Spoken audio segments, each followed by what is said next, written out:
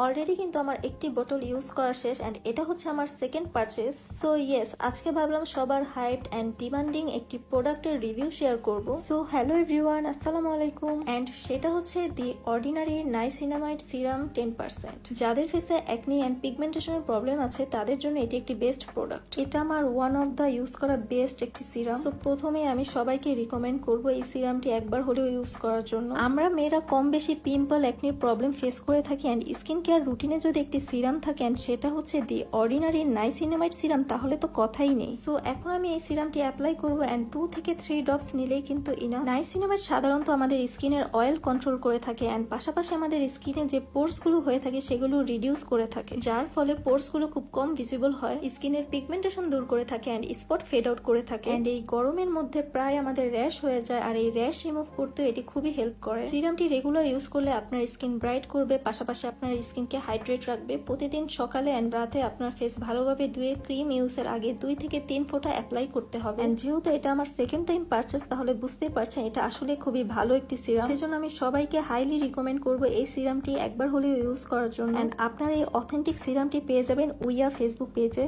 So thanks for watching. আল্লাহ হাফেজ।